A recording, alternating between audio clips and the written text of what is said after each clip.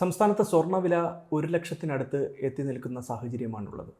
കഴിഞ്ഞ കുറേ നാളുകളായി തന്നെ സ്വർണ്ണവിലയിൽ നേരിയ വർധനവും അതോടൊപ്പം തന്നെ സ്വർണ്ണവിലയിൽ ഇടിവുമൊക്കെ തന്നെയും കാണുന്നുണ്ട്. എന്താണ് ഈ അടുത്ത കാലത്ത് സ്വർണ്ണവില ഇത്രയും അധികം വർദ്ധിക്കാൻ, പ്രത്യേകിച്ച് ഈ 1,00,000 രൂപയിലേക്ക് അടുത്തെത്താൻ കാരണമായത്?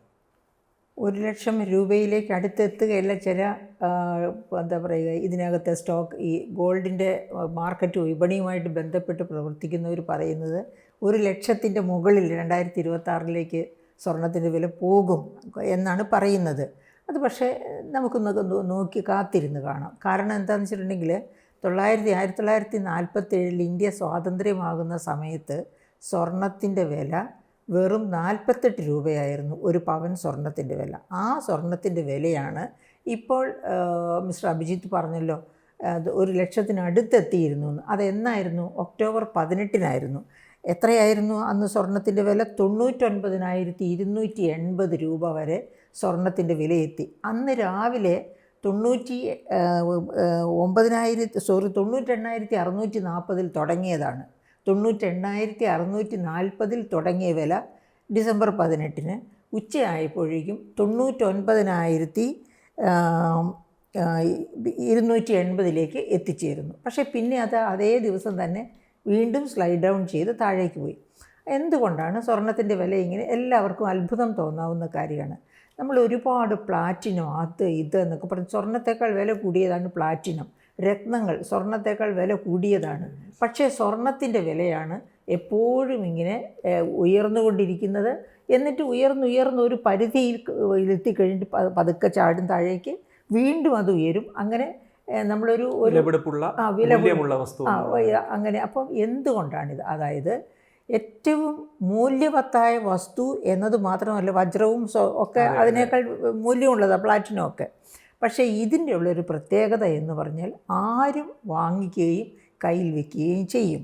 അതുമാത്രവുമല്ല, ഇതിൻ്റെ എന്താ വെച്ചാൽ മൂല്യത്തിൽ കുറച്ച് കയറ്റിറക്കങ്ങൾ ഉണ്ട് എങ്കിൽ പോലും ഏകദേശം സ്റ്റഡിയായിട്ട് ഉയർന്നുകൊണ്ടിരിക്കുന്ന ഒന്നാണ്. മാത്രവുമല്ല, പ്ലാറ്റിനമോ അല്ലെങ്കിൽ വജ്രമോ വാങ്ങിച്ചു കഴിഞ്ഞാൽ അതിന് കിട്ടുന്ന റീസെയിൽ വാല്യൂ അല്ല സ്വർണത്തിന് കിട്ടുന്നത്. സ്വർണത്തിൻ്റെ റീസെയിൽ വാല്യൂ എന്ന് പറഞ്ഞാൽ ആഭരണമാക്കിയാൽ അത്ര റീസെയിൽ വാല്യൂ കിട്ടില്ല. ആഭരണം ആക്കുമ്പോൾ കിട്ടുന്ന അങ്ങനെയല്ല. അത് വാങ്ങിക്കാൻ ചെല്ലുമ്പോൾ വാങ്ങിച്ച സ്വർണ്ണക്കടയിൽ ചെന്നാൽ പോലും അവർ അത് ഇതെന്നൊക്കെ പറഞ്ഞ് ഒരുപാട് മൈനസ് ഇടും.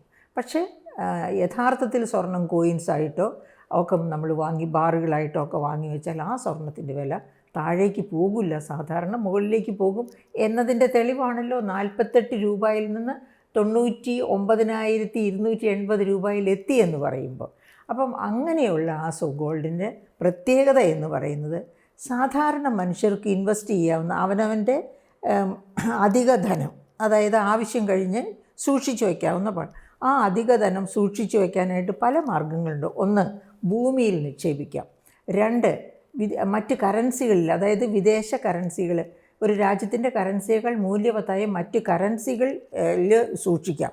ഇനി വേറൊരു വളരെ പ്രധാനപ്പെട്ട രീതി എന്ന് പറയുന്നത് ഓഹരിയിൽ പല തരത്തിലുള്ള ഓഹരികളുണ്ട്. അങ്ങനെയുള്ള ഏതെങ്കിലും ഓഹരികളിൽ നിക്ഷേപിക്കാം. ഇപ്പോഴാണെങ്കിൽ മ്യൂച്വൽ ഫണ്ടിലും നിക്ഷേപിക്കാം. അപ്പോൾ ഈ മ്യൂച്വൽ ഫണ്ട് ഓഹരികളൊക്കെ നമുക്ക് ഓഹരി എന്ന രീതിയിൽ അങ്ങ് വിടുക. അപ്പോൾ ഓഹരികളിലിടാം, മറ്റ് കറൻസികളിലിടാം, ഭൂമിയിലിടാം, അല്ലെങ്കിൽ സ്വർണത്തിലിടാം. ഇതിലേതാണ് മൂല്യം എപ്പോഴും ഹോൾഡ് ചെയ്യുക? അത് സ്വർണം തന്നെയാണ്. കാരണം ഇപ്പോൾ സ്വർണത്തിൻ്റെ ഈ വിലയിലെ ഈ കയറ്റം തുടങ്ങിയത് എപ്പോഴായിരുന്നു? ഈ 19,000 രൂപയിൽ ഇരിക്കുകയായിരുന്നു 2019-20 കാലഘട്ടത്തിൽ, കോവിഡ് കാലം കഴിയുന്നതിന് മുൻപേ റഷ്യ-യുക്രൈൻ യുദ്ധം തുടങ്ങുന്നു. റഷ്യ-യുക്രൈൻ യുദ്ധം തുടങ്ങിയതോടുകൂടി റഷ്യയ്ക്ക് നേരെ ഉപരോധം വന്നു. പിന്നെ അതുപോലെ ഒരുപാട് പ്രശ്നങ്ങൾ ട്രംപിൻ്റെ സന്നദ്ധയ്ക്ക് ശേഷം വന്നതാണ്. അതെ. ട്രംപ് ഇപ്പോൾ ഈ വർഷമല്ല, 2025 ആരംഭത്തിലല്ലേ ട്രംപിൻ്റെ പ്രശ്നം വരുന്നത്. അപ്പോൾ ഈ 2019 മുതൽ ഈ കോവിഡ് കഴിഞ്ഞ് 2020 ആരംഭത്തിൽ, 2020 ജാനുവരിയിലാണെന്ന് തോന്നുന്നു റഷ്യ യുക്രൈനെ ആക്രമിക്കുന്നത്. അപ്പോൾ മുതൽ റഷ്യയാണ് ആക്രമിച്ചത് എന്നോർക്കണം. അതാണ് എല്ലാവർക്കും സംശയം ഉണ്ടായത്. അപ്പോൾ റഷ്യ യുക്രൈനെ ആക്രമിച്ചപ്പോൾ ഇതൊരു മൂന്നാം ലോക മഹായുദ്ധത്തിലേക്ക് പോയേക്കുമോ എന്ന ഭയമുണ്ടായി. അതോടെ എല്ലാ കറൻസീസിൻ്റെയും മൂല്യം കുറഞ്ഞു. അപ്പോൾ കറൻസീസിൻ്റെ മൂല്യം കുറയുക എന്ന് വെച്ചാൽ മൂല്യം പോകാതെ സൂക്ഷിക്കാവുന്ന ഒറ്റ അസറ്റാണ് സ്വർണമോ അല്ലെങ്കിൽ ഭൂമിയോ, 2 അസറ്റ്സ്. പക്ഷേ ഭൂമിയിലിട്ടാൽ പെട്ടെന്നൊരാവശ്യം വന്നു, ഒരു രോഗം വന്നു, നമുക്ക് ഭൂമി വിറ്റ് പണം ഉണ്ടാക്കാൻ പറ്റില്ല. സ്വർണ്ണമാണെങ്കിൽ തൊട്ടടുത്ത ബാങ്കിൽ കൊണ്ടുപോയി പണയം വെച്ചിട്ട് പണം എടുത്ത് രോഗിയെ രക്ഷപ്പെടുത്താം. അപ്പോൾ ഈ സ്വർണത്തിന്, അതായത് പണത്തിനുള്ളതുപോലെ ഒരു ഗുണം സ്വർണത്തിനുണ്ട്. പണത്തിൻ്റെ ഗുണം എന്താണ്? അത് മീഡിയം ഓഫ് എക്സ്ചേഞ്ച് ആണ്. നമുക്ക് എപ്പോൾ വേണമെങ്കിലും നമ്മുടെ ആവശ്യത്തിന് അത് ചെലവഴിക്കാം. എന്ത് വാങ്ങലിനും എന്ത് കൊടുക്കുമ്പോഴും പണമാണ് മാധ്യമമായിട്ട്, അതാണ് മീഡിയം ഓഫ് എക്സ്ചേഞ്ച് എന്ന് പറയുന്നത്. അങ്ങനെ ഉപയോഗിക്കാം. ആ ഗുണം പണം കഴിഞ്ഞാൽ പിന്നെ ഏറ്റവും കൂടുതലുള്ളത് സ്വർണത്തിനാണ്. കാരണം എവിടെയും ആരും വേണ്ട എന്ന് പറയില്ല. പ്യുവർ ഗോൾഡാണോ കൊടുന്ന് ഉരച്ച് നോക്കിയിട്ട് സ്വർണ്ണമെന്ന് കണ്ടാൽ ഏത് മരമണ്ടനും അത് വാങ്ങിച്ചിട്ട് വില തരും എന്നുള്ളതാണ്. ഏറ്റവും പുതിയ വാർത്തകളും വിശേഷങ്ങളും വിരൽ തുമ്പിലറിയാൻ സീ മലയാളം ന്യൂസ് എല്ലാ ഡിജിറ്റൽ പ്ലാറ്റ്ഫോമുകളിലും ലഭ്യം.